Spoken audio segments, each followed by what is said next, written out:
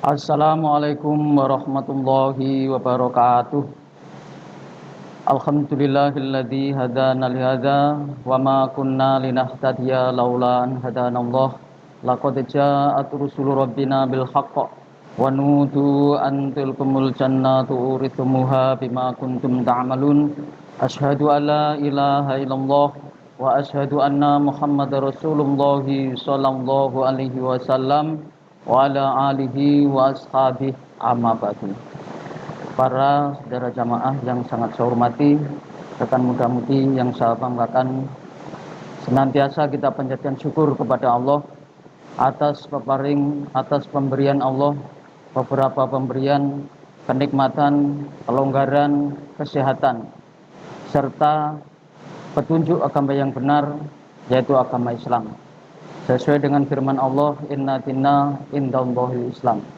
Maka sangatlah beruntung kita saat ini ditunjukkan oleh Allah bisa dan dikehendaki Allah bisa menetapi agama Islam secara benar. Untuk itu, saudara sekalian, selalu kita panjatkan syukur. Alhamdulillahirabbil alamin.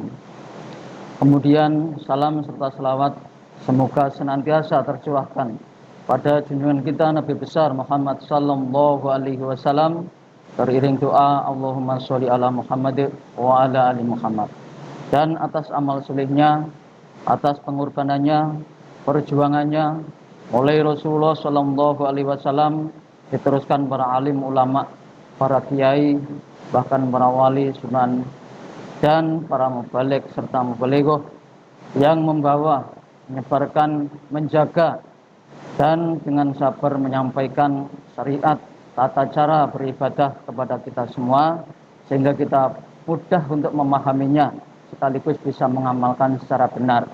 Ini tentunya melalui perjuangan dan pengorbanan yang sangat luar biasa. Untuk itu, atas amal solehnya, atas perjuangan dan pengorbanannya, kita ucapkan syukur alhamdulillah, jazahumullahu khairah. Semoga Allah senantiasa memberi rahmat dan barokah.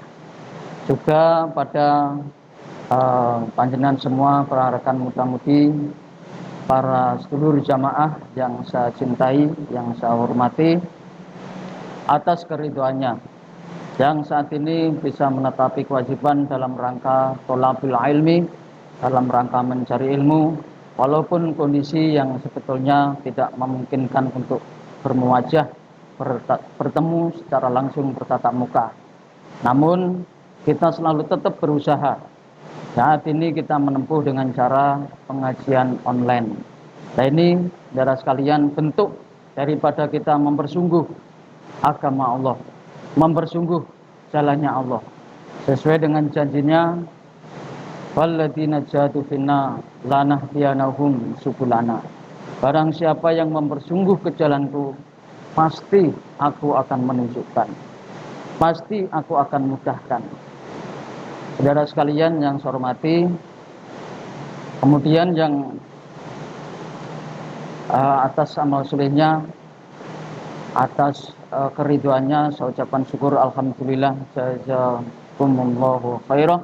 Semoga Allah memberi manfaat dan barokah. Saudara sekalian, dalam kesempatan ini saya menyampaikan beberapa tatanan, beberapa cara atau dalil yang mengarah kepada kejujuran atau bab kejujuran atau tentang kejujuran. Baiklah, monggo kita buka materinya masing-masing. A'udzubillahi minasyaitonirrajim. Bismillahirrahmanirrahim. Ya ayyuhalladzina amanu ittaqullaha wa kunu ma'asyadiqin. Ya ayyuhalladzina amanu, hai orang-orang yang beriman. Ittaqullah, takutlah kamu sekalian kepada Allah. Wa kunu, dan jadilah ikum ma'asyadiqin, beserta orang-orang yang benar, beserta orang-orang yang jujur. Wahai orang-orang yang beriman, takutlah kamu sekalian kepada Allah dan jadilah orang-orang yang jujur.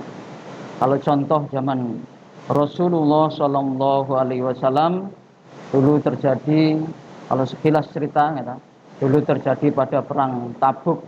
Ya, saat itu memang situasi sangat sulit, ya, tempatnya jauh, panas, dan kondisinya tidak memungkinkan. Sehingga banyak orang yang beralasan tidak ikut perang. Ya, kurang lebih 80 orang yang tidak ikut perang. Nah, beberapa orang sebetulnya mau ikut karena menunda, wah nanti saja berangkat sendiri, sudah tahu jalannya, sudah ada kendaraannya. Nah, karena menunda ini memang secara dalil mempertebal kekufuran, sehingga menunda-unda akhirnya terlambat betul, tidak jadi ikut perang. Nah, setelah sekian lama, mungkin kurang lebih 20 hari, Rasulullah pulang dari perang, ditanya, 80 orang yang lainnya ini sebagian besar beralasan, saya tidak ikut perang karena ini macam-macam. Yang tiga orang ini bercerita apa adanya, jujur, termasuk Ka'ab bin Malik, Murarah bin Rabi'ah, dan Hilal bin Umayyah. Ini mengatakan jujur apa adanya. Nah, dengan kejujuran ini pertama memang sulit, sehingga dia tidak diajak ngomong, bahkan salam saja tidak jawab, kurang lebih selama 50 hari. Tersiksa. Seorang sahabat lain memberi salam saja tidak boleh, bahkan ngomong, menyapa, tidak dijawab. Tapi dengan kejujurannya, dengan ketulusan hatinya, dengan pengakuan yang jujur, akhirnya Allah memberi pertolongan. Setelah sekian hari diterima tobatnya, kembali normal seperti biasa. Dan yang beralasan terus dalam kemunafikan sampai matinya dalam keadaan munafik. Maka akibatnya ada ancaman neraka, siksa yang sangat pedih bagi orang-orang munafik. Yang jujur mati dalam kondisi keadaan husnul khotimah. Maka saudara sekalian saya hormati, jujur adalah definisi jujur. Jujur adalah berkata yang benar, tidak menipu, polos, apa adanya. Istilah orang Jawa bloko suto, blak kotang. Itu ucapannya ini apa adanya, apa yang dilihat, apa yang diperbuat, nah itulah yang dikatakan. Orang-orang yang jujur dan selalu berbuat jujur dan berusaha jujur, mempersungguh dalam kejujuran, itu disebut dalam hadis siddiqun, orang-orang yang ahli jujur. Ya, termasuk shodiqin, orang-orang yang jujur. Jujur wajib berarti. Langsung perintah Allah, ittaqullah wa kunu ma'asyodiqin. Takutlah kepada Allah dan jadilah orang-orang yang jujur. Nah, berarti sifat jujur adalah satu kewajiban, baik dalam hubungan kepada Allah, masalah keimanan, dan hubungan kepada manusia sekitar, bermasyarakat, bertetangga, dan sebagainya. Salah satu contoh, jujur kepada Allah, ini masalah keimanan. Jujur maksudnya dalam ucapannya untuk menyatakan iman disertai dengan ketulusan hati. Ucapannya benar, kemudian dikuatkan dalam hati dan dibuktikan oleh tindakan. Ini jujur. Jujur dalam keimanan berarti imannya tidak dibuat-buat, tidak untuk hiasan, tidak untuk pantes-pantesan. Diterangkan dalam surat Al-Hujurat, innamal mu'minuna alladzina amanu billah wa rasulih tsumma lam yartabu wajahadu bi amwalihim wa anfusihim fi sabilillah ulaika ma'asyadiqun.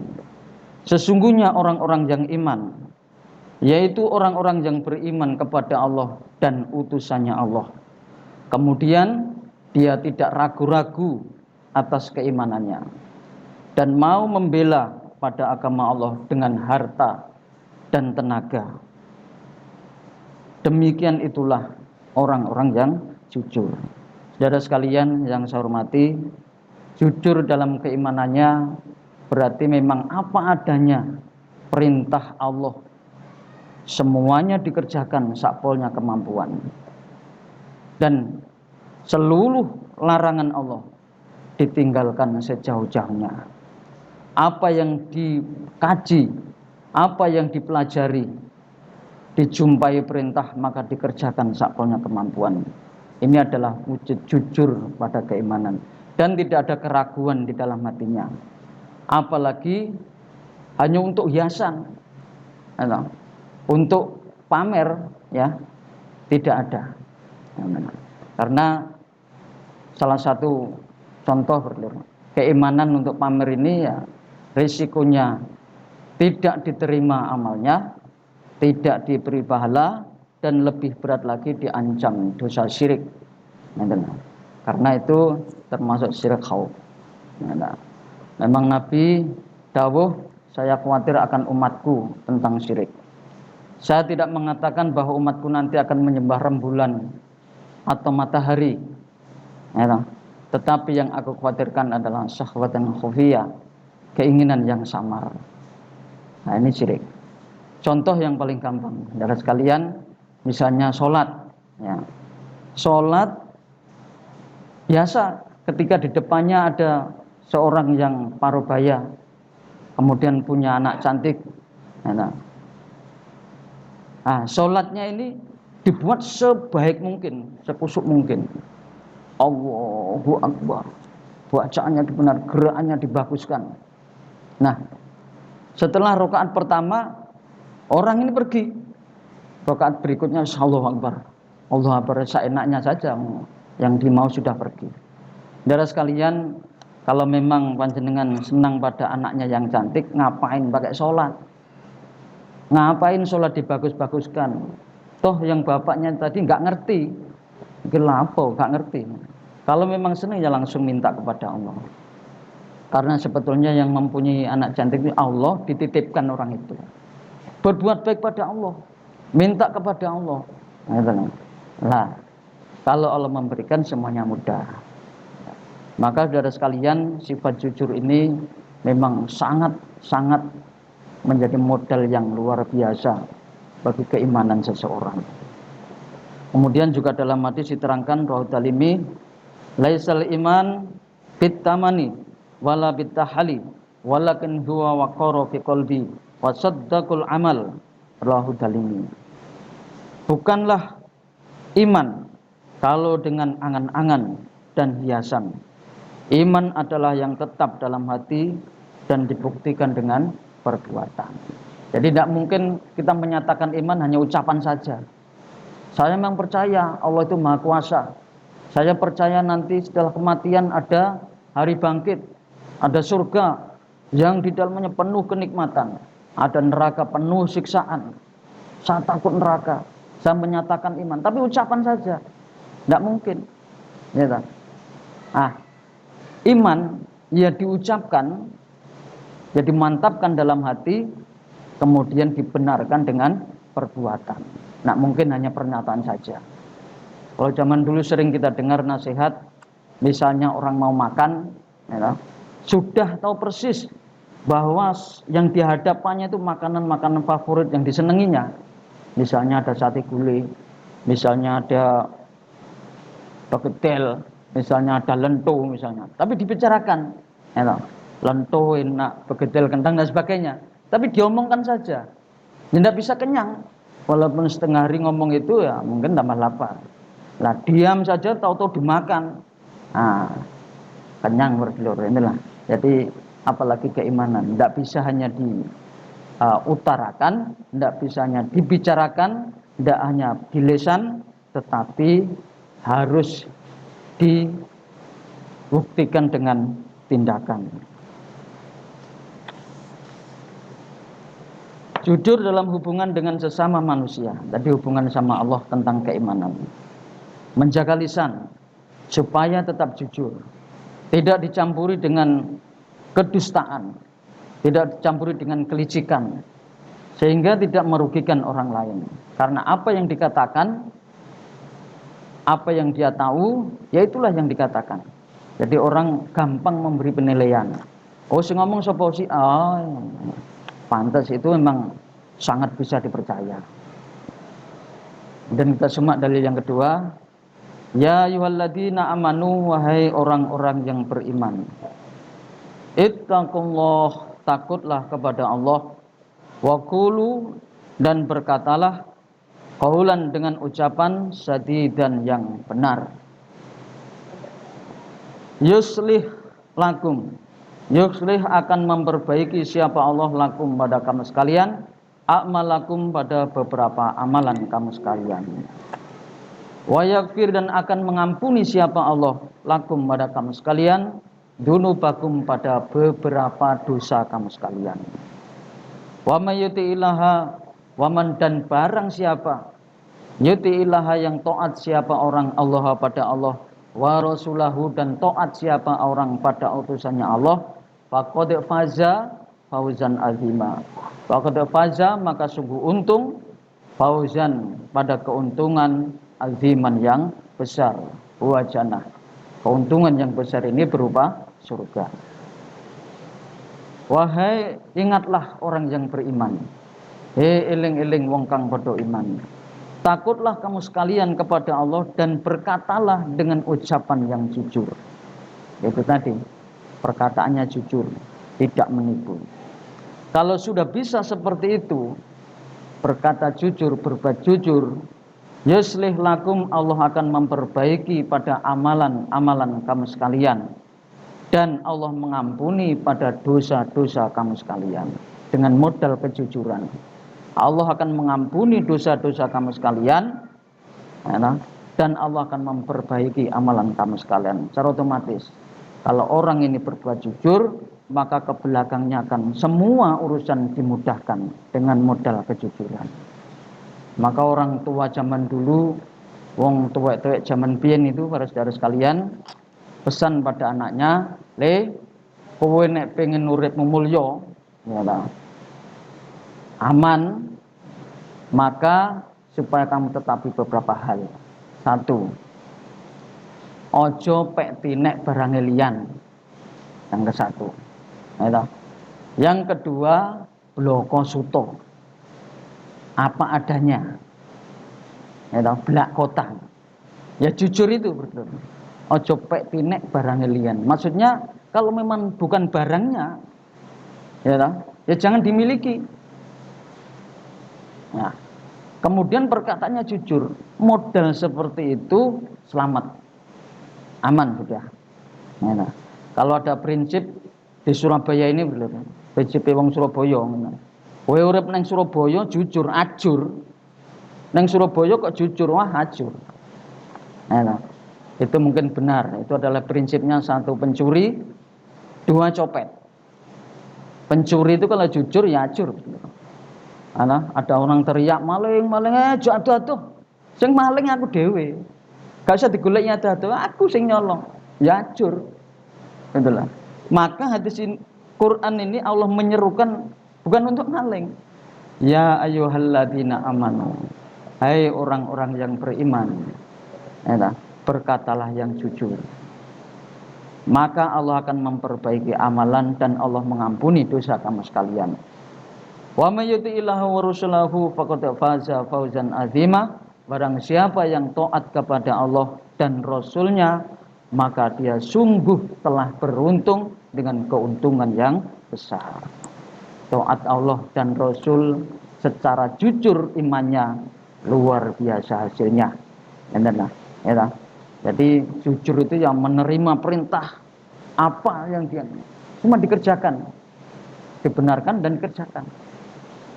Ya, maka dapat keuntungan yang besar berupa surga, berbagai macam kenikmatan di dalamnya, dan yang lebih pol lagi, di surga itu tidak ada batas waktu habisnya. Terus kenikmatan yang terus, pengampunan terus, kenikmatan yang terus, tidak ada lagi pekerjaan yang payah. Tinggal menikmati, semuanya menyenangkan. Ya, bahkan ada sesuatu yang tidak kita inginkan. Semoga Allah paling manfaat dan barokah. Alhamdulillah, jazakumullah khairan. Saudara sekalian, dengan lisan yang jujur, maka akan mengangkat derajat seseorang. Mengapa? Karena dengan kejujuran dia akan mengakui kekurangannya sendiri. Karena sifat yang jujur, dia akan mengakui kekurangannya sendiri dan mengakui kelebihan orang lain. Nah, sehingga mudah untuk menerima kritikan, menerima nasihat, sehingga secara otomatis dengan gampang menerima kritikan dan nasihat bisa meningkatkan dirinya sendiri. Otomatis hilang sifat sombongnya karena kejujurannya. Egois, sombongnya hilang.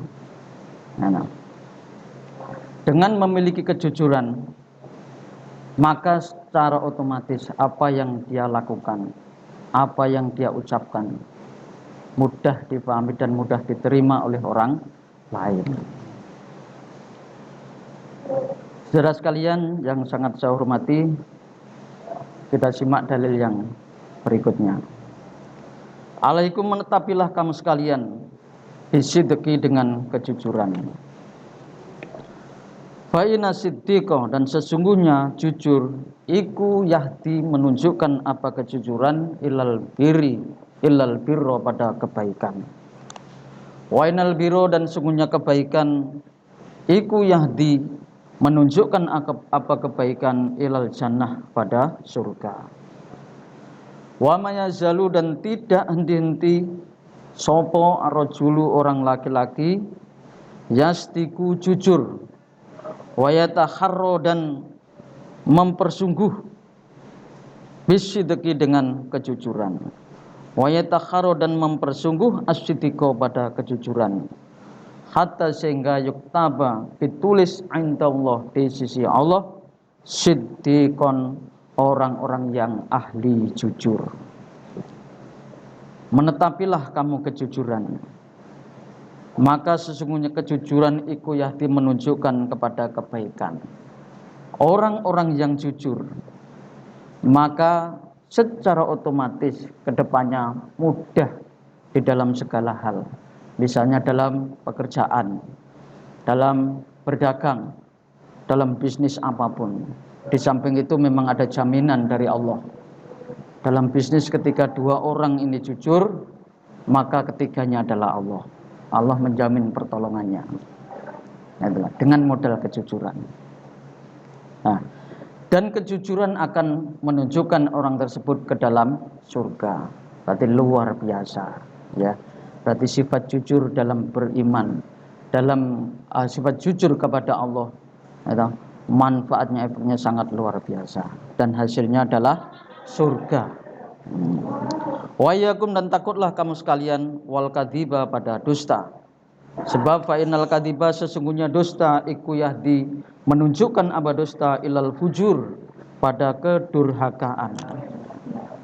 Wa inal fujuro, dan sesungguhnya kedurhakaan, iku yahdi, menunjukkan apa durhaka, ilan nari, pada neraka. Wa mayazalu, dan tidak henti-henti sopo arojulu, orang laki-laki, yakdzibu, berdusta dia. Wa yatakharo, dan mempersungguh al-kadhiba, pada dusta, hatta yuktaba, sehingga ditulis, indallah, di sisi Allah, kadzaban, orang-orang yang ahli dusta. Ini kebalikannya. Takutlah kamu sekalian pada kedustaan, karena memang dusta itu mengarah dan selalu menunjukkan pada sifat durhaka. Saudara sekalian, kalau orang-orang itu pendusta, gampang dusta, maka akan seterusnya mudah berdusta. Jadi orang yang biasa dusta itu ngomong sak ngomong dusta. Kalau nggak goro, nggak dusta itu nggak enak itu. Gitu. Lah, padahal risikonya dusta, terutama dalam keimanan, ya, ancaman neraka, ya, ancaman neraka. Dan ketika orang itu sudah biasa dusta, dia akan selalu berdusta. Contoh misalnya, yang gampang, yang selalu kita mungkin pernah kita tahu, ya. Nah, mungkin awalnya atau pengucapannya sopan, baik. Nah, mohon maaf mas, dalam pengajian ini saya terlambat. Ya, karena Allah memberi cobaan pada saya. Yang jelalah itu ban motor saya yang depan itu gembos. Nah, yang mendengarkan dengan ucapan santun ya istirja, innalillahi, masya Allah, sabar, ya toh. Nanti mudah-mudahan Allah paring ganti yang barokah. Nah, setelah itu ditanya lagi, lah terus bagaimana? Loh, yo saya bawa ke tukang. Lah terus jawaban kedua, ketiga dan seterusnya akan dusta. Gitu loh. Maka supaya kita hindari dusta, walaupun dalam hal bercanda. Ya, nah.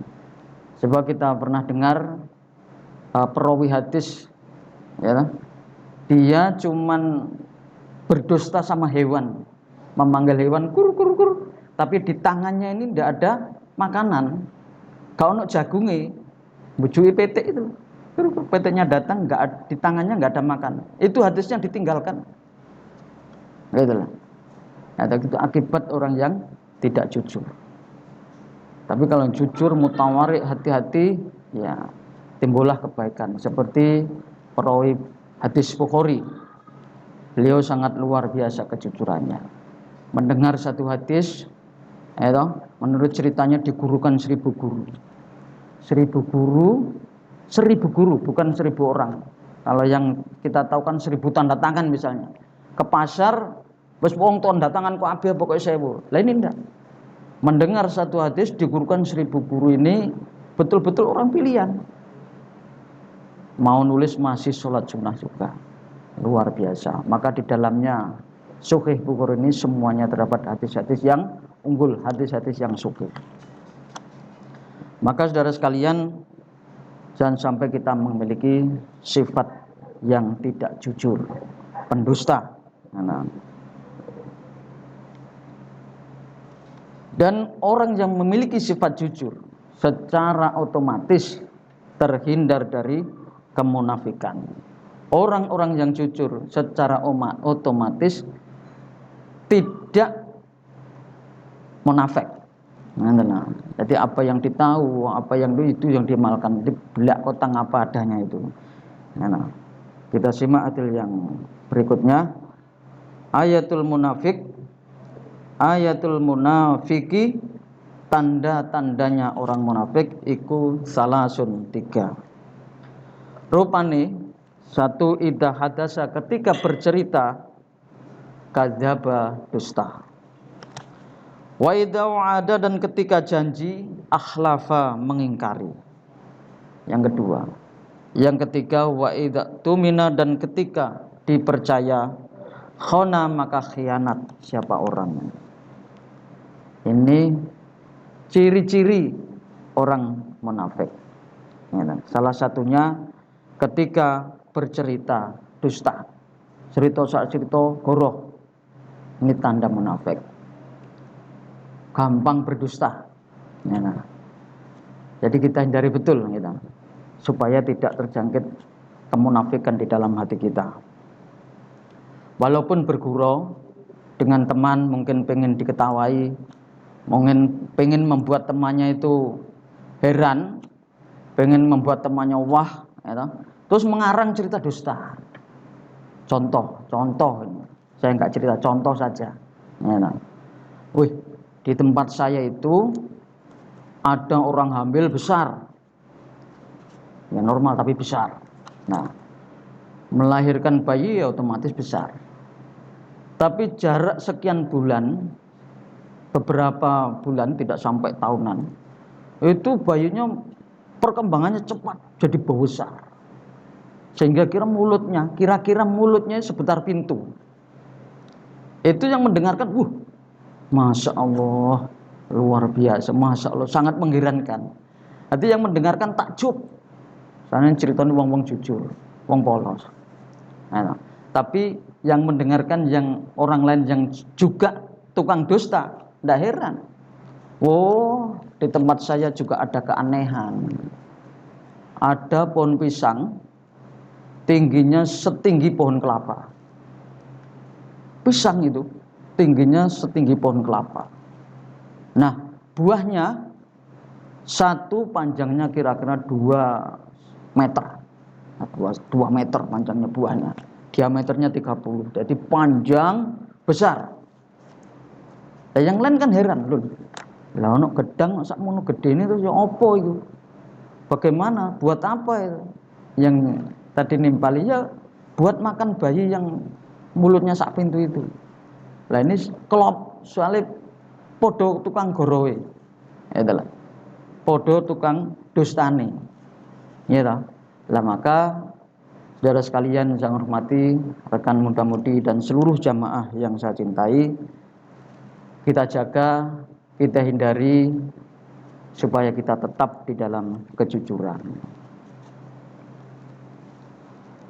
Kemudian dalil yang kelima, yang terakhir di dalam dalil, faina siddiqo, dan sesungguhnya jujur iku tumak niatun, ketenangan. Wainal kadiba, dan sesungguhnya dusta iku ribatun, keraguan-raguan. Tertulis dalam hadis Bukhari. Sesungguhnya kejujuran, ketenangan secara otomatis. Kalau orang jujur, ya kan, sudah bebas, tenang, tidak ada risiko. Turu ya angker. Mau menceritakan ini, tidak ada pikiran, karena apa yang diceritakan memang benar terjadi. Gitu lah. Tapi kalau pendusta, sudah, engko nek konangan piye? Nah, nanti kalau tahu bagaimana, banyak pikiran, karena memang yang diceritakannya itu tidak terjadi.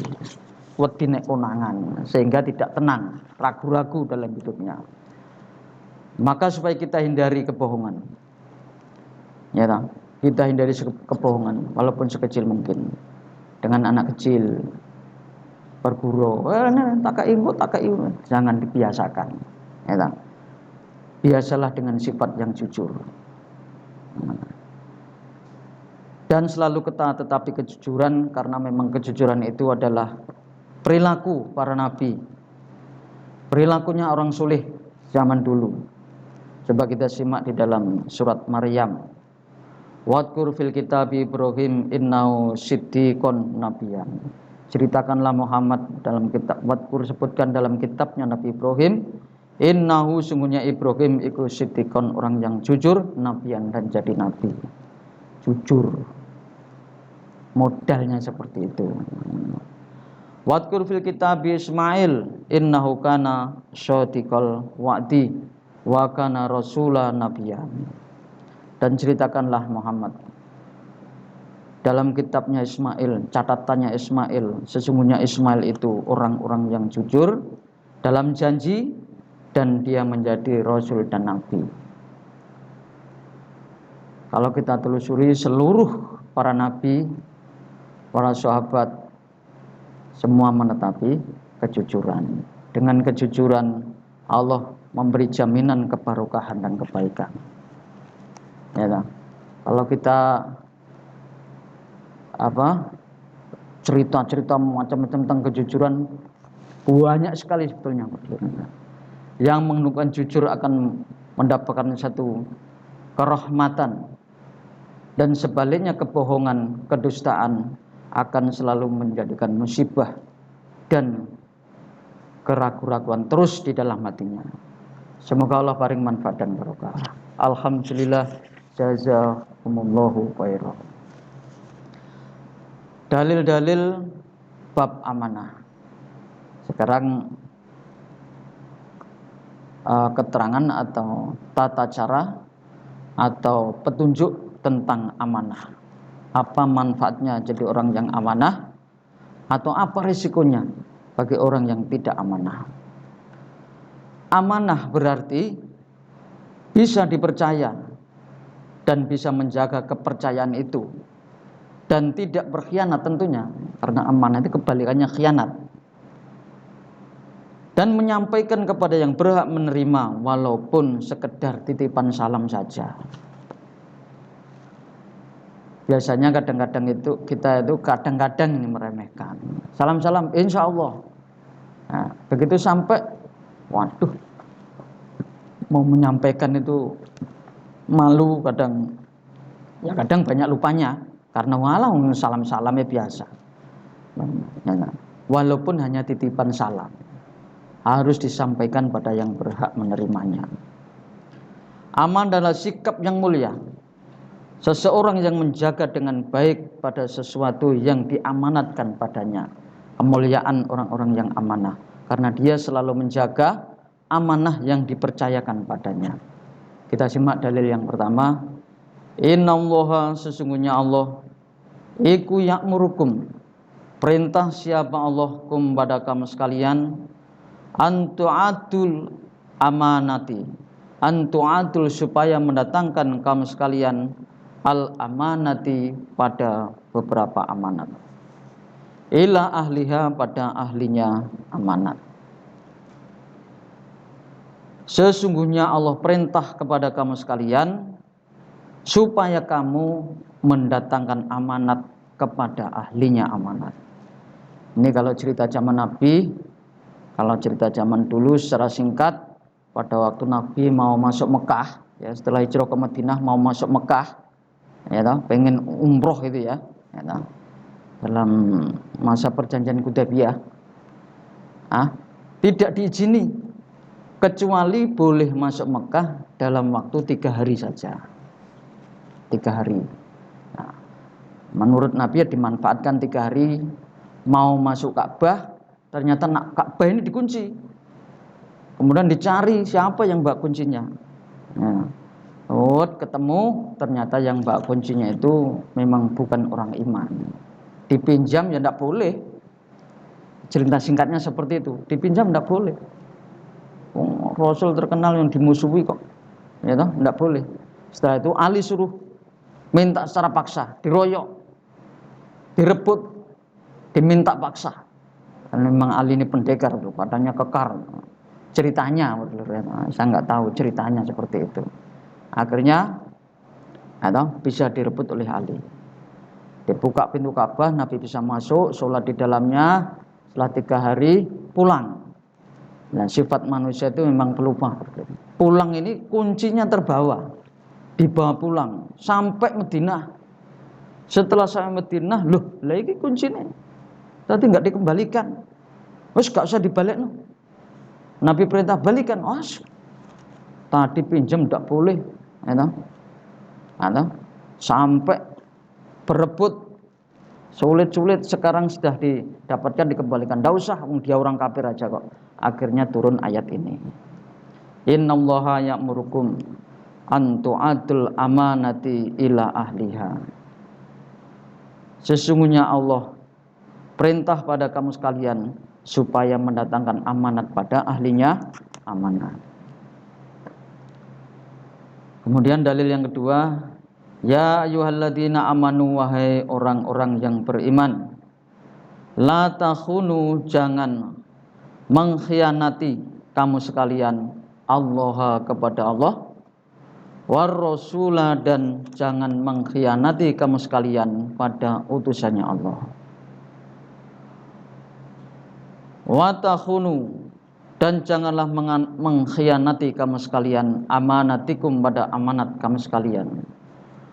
Wa antum, dan sedangkan kamu sekalian iku ta'lamuna, mengerti kamu sekalian. Nah, amanat yang Allah berikan kepada kita ini luar biasa beratnya, ya, karena apa yang Allah berikan pada kita semuanya amanat. Firman Allah sedikit menjelaskan, wa ma khalaqtul jinna wal insa illa liya'budun. Tidak aku jadikan jin dan manusia kecuali untuk beribadah kepada Allah. Berarti kita beribadah kepada Allah ini merupakan amanat dari Allah yang harus kita kerjakan. Ya, moga-moga Allah paring manfaat dan barokah. Alhamdulillah, jazakumullahu khairan. Saudara sekalian, rekan muda-mudi yang saya hormati, seluruh jamaah yang kami muliakan, amanah Allah kepada kita semua banyak sekali, karena semua perintah Allah merupakan amanah bagi kita. Salah satu yang kami baca di depan tadi, wa ma khalaqtul jinna wal insa illa liya'budun. Tidak aku jadikan jin dan manusia kecuali menyembah kepada Allah, kecuali beribadah. Jadi pada hakikatnya kita mempunyai tanggungan amanah dari Allah, yaitu beribadah kepada Allah. Alastu birabbikum bala syahidna. Berarti secara otomatis kita yang sudah lahir dan hidup sudah membawa amanah. Berarti kita mau tidak mau harus beribadah kepada Allah. Berarti beribadah kepada Allah ini harus sesuatu yang nomor satu, sesuatu yang sangat penting, sesuatu yang harus didulukan di mana saja. Firman Allah yang lain, ittaqullah haitsuma kunta. Takutlah kepada Allah di mana kamu berada, di mana saja, kapan saja, bagaimana saja keadaannya. Kita semua hamba-Nya Allah supaya tetap menetapi, memerlukan, mempersungguh ibadah kepada Allah.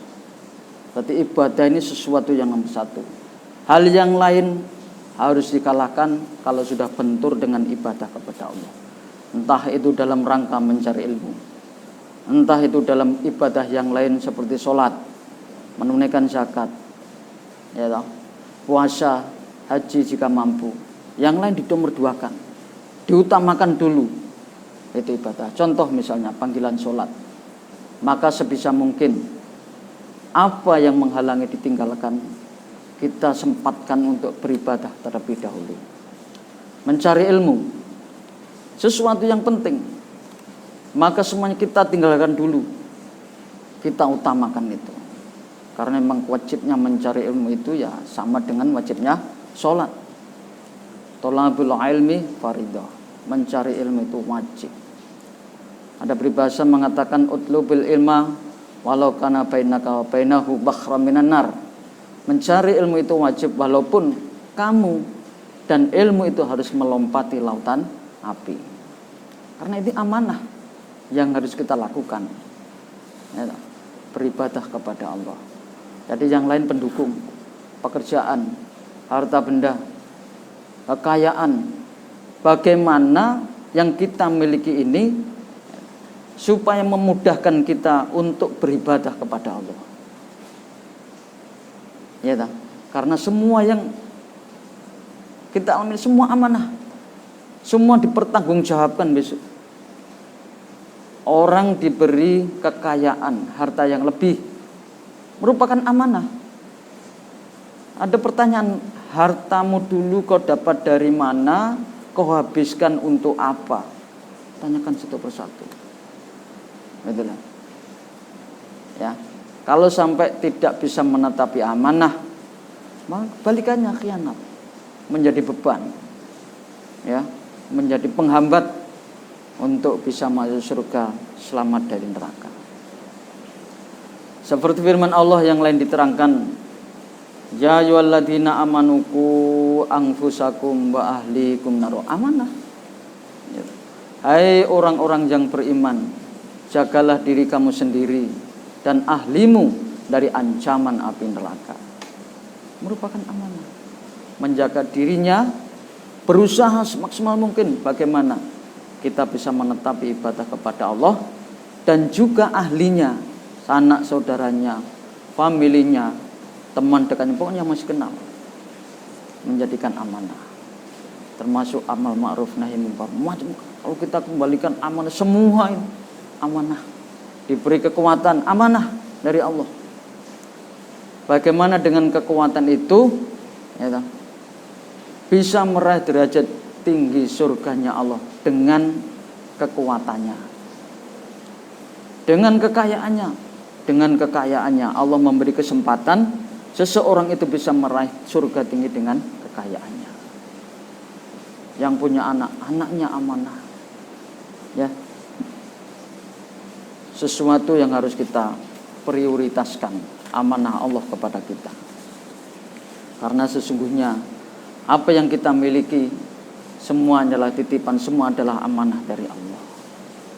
Adan muslim. Kita teruskan dalil yang seterusnya.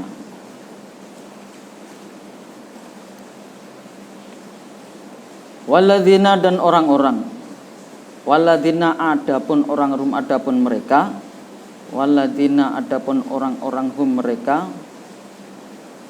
li amanatihim pada amanat mereka, wa ahdihim dan janji mereka, iku ra'un, sama menjaga mereka. Jadi yang dimaksud orang yang iman itu adalah orang-orang yang pada amanah mereka dan janji mereka sama menjaga. Banyak kalau dikupas satu persatu, amanah, janji pada Allah, macam semua amanah. Nah, untuk orang iman semua itu dijaga, ditetepi. Jadi tidak hanya dijaga tapi ditetepi, dilaksanakan.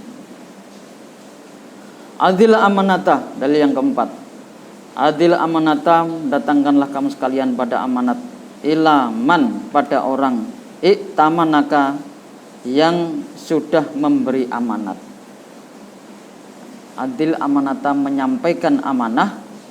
Saya ulangi, adil amanatah, menyampaikanlah amanah, ila man, pada orang, iktamanaka, yang sudah memberi amanah siapa orang kepadamu.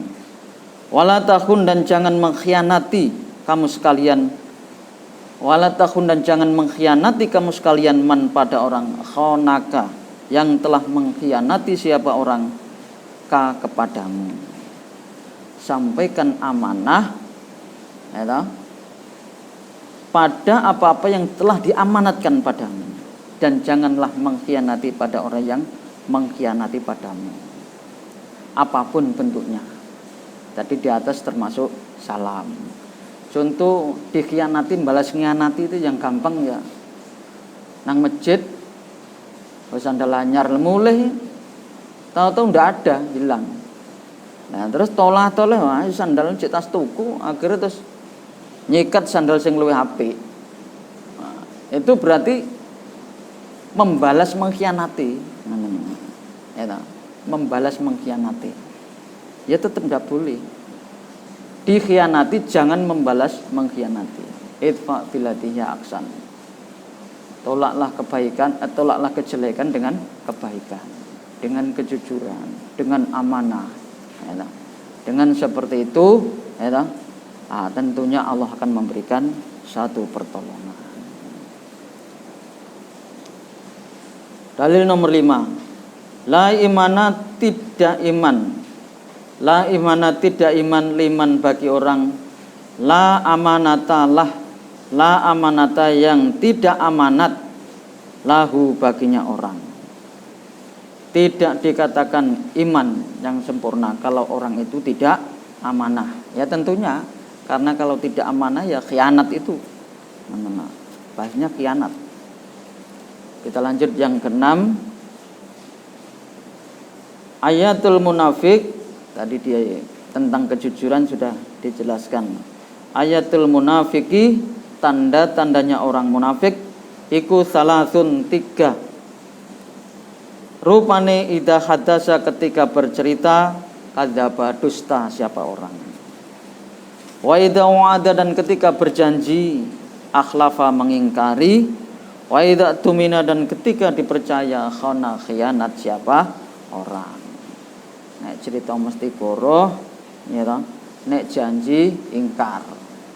Jangan sampai, ya toh. Dalam hubungan bisnis, ya toh. Jangan sampai seperti itu. Ya toh. Tukang jahit misalnya. Besok jadi Pak. Oh, ini karena ini, besoknya lagi, besoknya. Jangan seperti itu. Ya toh. Hindari itu. Kira-kira pasnya terus ditambah insya Allah saya usahakan.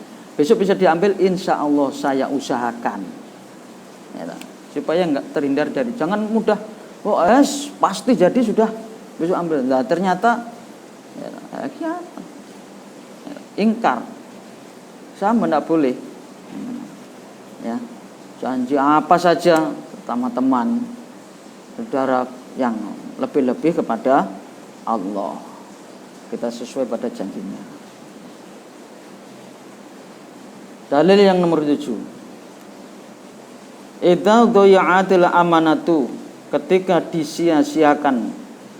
Idza dhayya'atil, ketika disia-siakan apa amanatu, amanah, fangtadzir, maka menunggulah saatan, saatnya kerusakan maksudnya. Ketika orang itu sudah tidak bisa amanah, makalah tunggulah kehancurannya. Rekan bisnis kalau saling menipu, ya tunggu hancurnya. Nah, itulah. Oh wes, kalau ini sudah tidak jujur, ini tidak jujur, ini menipu-nipu, ya sudah, tunggu kehancurannya. Ya gambaran yang gampang, ya toh, saling tidak percaya, saling menipu, ya toh, mencari harta karun. Ini gambaran saja ya, mencari harta karun. Dua orang ini kompak, sepakat nanti kalau kita temui emas, intan, permata, berlian dan sebagainya, kita miliki berdua. Siapapun nanti yang kita bagi dua. Kita hidup bersama, kita bikin rumah satu, kita nikmati berdua dengan kekayaan itu. Sepakat. Nah, setelah dapat, betul-betul dapat, karena harta, permata, emas, berlian itu bisa merubah akal, bisa merubah keimanan, bisa merubah nafsu. Yang awalnya baik, ya, dengan melihat harta yang begitu banyak berubah. Ya, akhirnya dapat temannya yang bawa. Sudah, saya bawa saja. Oh ya, nah, berhubung di sini perjalanan jauh, ya, sama-sama lapar, sudah kamu tunggu di sini, ya, biar saya cari makan, ya, supaya nanti kita kuat. Ya, kita kan saling percaya, kita kan sahabat baik. Biar saya cari makan ke kampung, cari makan. Setelah dapat makanan, mungkin sego bungkusan atau gimana, ya, dikasih racun. Nah, nanti harapannya setelah makan ini mati, harta kita saya miliki sendiri, tak pek dewe bondo, mati karena racun tadi. Betul Lur.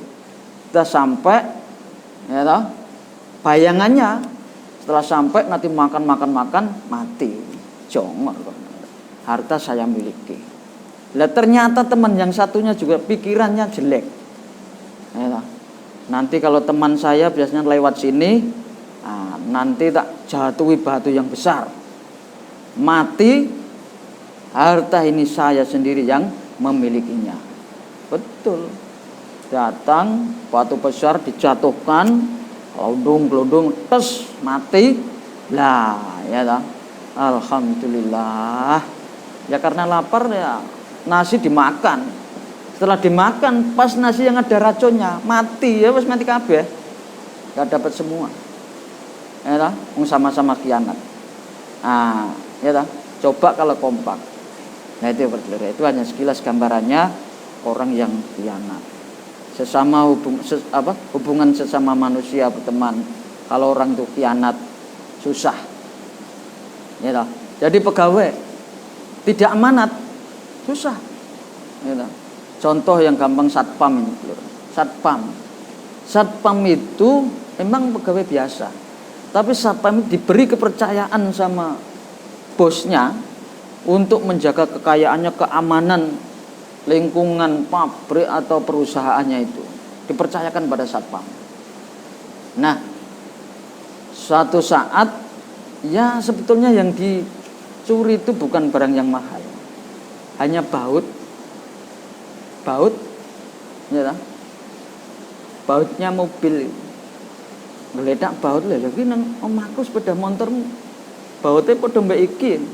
Nah, akhirnya disai, ya, disai. Begitu dicari, ndak ketemu nanti sing baut.